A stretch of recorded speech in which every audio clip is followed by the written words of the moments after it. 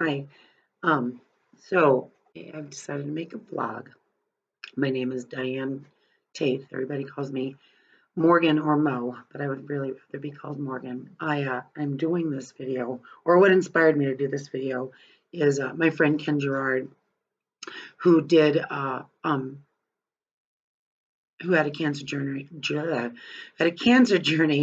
in 2017, and he created a vlog to help people who might be living with whatever it is, uh, whatever form of cancer that they may be living with. So this is the second attempt to make this video because the first video was over 28 minutes long and I didn't want it to be that long.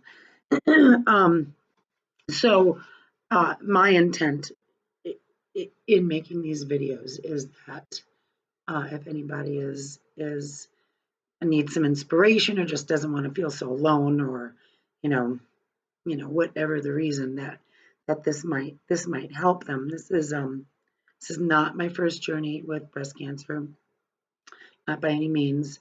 It's not my first journey with cancer, period. Uh, so really quickly, I will tell you, what I've been diagnosed with is stage 2 invasive ductal carcinoma. It is stage 2 because the actual mass is stage 2. The way they stage it is it has to be between 2 centimeters and 4 centimeters, or it has to have spread to surrounding tissue. Mine is not spread to surrounding tissue, and it's just a little less than 2 centimeters, which is why they classified it as stage 2. Um, it began in May in what I thought perhaps was a blemish. It's on the inside of my left breast towards the bottom. Um, I found it because it was visible, and because it was uncomfortable. I don't go around looking at the underside of my breasts every day. Fancy that. But there was one morning in May that I took a shower and I had noticed that it was like uncomfortable. So you look under your breast as we do. And there was some inflammation there. Not really concerned about it. It was hot.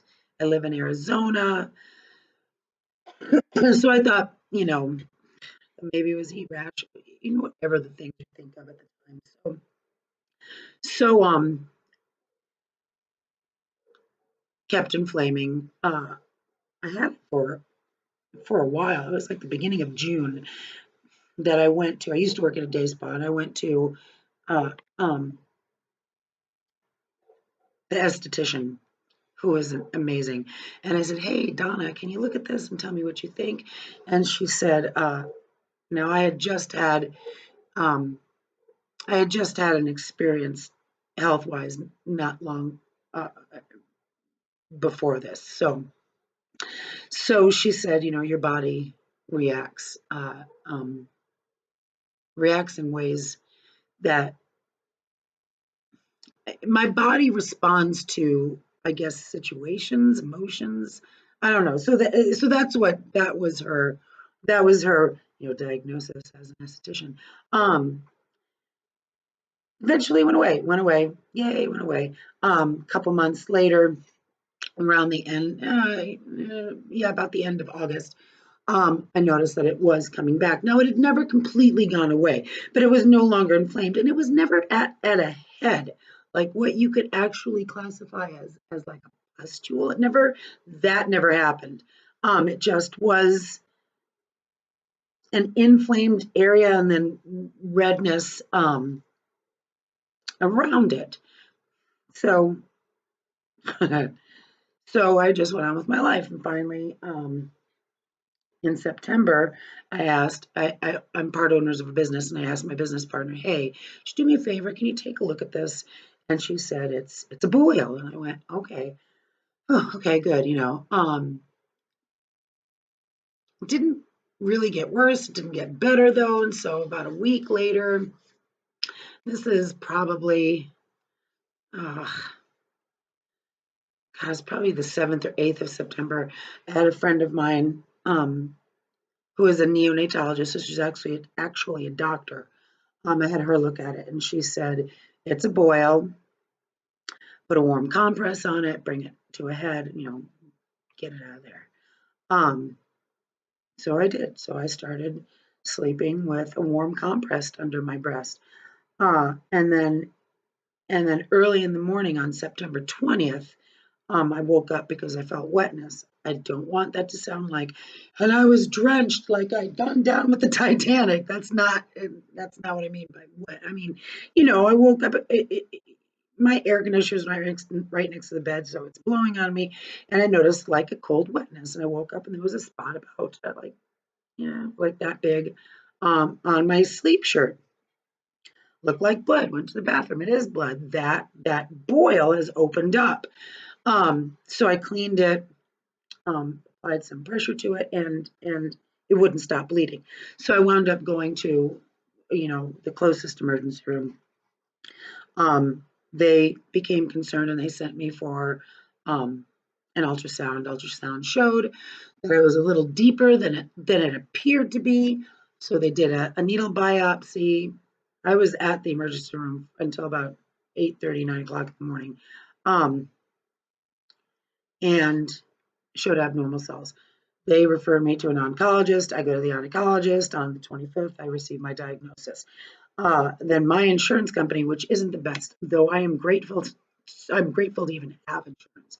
So, they now come in and say, because my primary care physician didn't refer me to this oncologist, they won't approve my going there. Now, at that appointment on the 25th, when I got my diagnosis, they at that minute wanted me to schedule surgery for either a partial mastectomy, which is complete removal of my left breast, or a lumpectomy, which is a partial removal of my left breast. Yay! So you have a choice between two shit sandwiches, really. And I'm not. There was a time in my life that I would have really given into that fear and said, "Oh my God, actually, can we do it now? Right now?"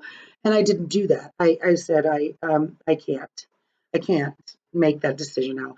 I need to talk to my cousin, and I need to, talk to my business partner and friends and my best friend in Phoenix, and I did that, and you know have decided now that what I'm going to do is well, I am going to do one of those two things. I went to my primary care physician last week, which was quite a journey, because to do that I kind of had to go through an emergency room that's over 25 miles away from me. So I did that. I got referred to a new oncologist, and am having now on the 23rd of October, I'm having a scan on the 23rd. Then on the 24th, I see this new oncologist that is pretty far from me, and it's whatever. It's actually in a really pretty part of where I live, so I'll go up there. And then on the 30th, I have another scan. Um, I am I am eating differently. I'm keeping up working out. I'm actually trying to push myself to work out a little bit harder, which uh, which last Monday turned into me getting quite the colorful bruise on my right IT band. But anyway, so I'm building strength in my body. I don't know what kind of experience. Every experience is different. So, what is it that's going to happen? What's going to happen? Um, well, I will tell you what I want to happen. I'm just going to be stubborn enough to stay. I am going to be stubborn enough to stay. Uh, I think what I want to do is, it depends on what this oncologist says, but this the I have really been trying since 2006 not to have a I can't even say I can't. I've been trying since 2006 to keep my left breast. I've grown fond of her. She's close to my heart. She actually is. But I mean, I guess I've been doing that out of vanity. Our minds play this crazy trick on us. Nobody's gonna love me if I don't have a left breast. But you know what? I just recently have learned to love myself however I am. And so if the boobs gotta go, the boobs gotta go. So um, I'm okay with one of those decisions now where I wasn't. Anyway, I will post updates as I get them, so that I can keep everybody, abreast. See what I did there? See what I did there? I'll keep you abreast of my breast cancer journey. Thank you. I appreciate it very much. And have a wonderful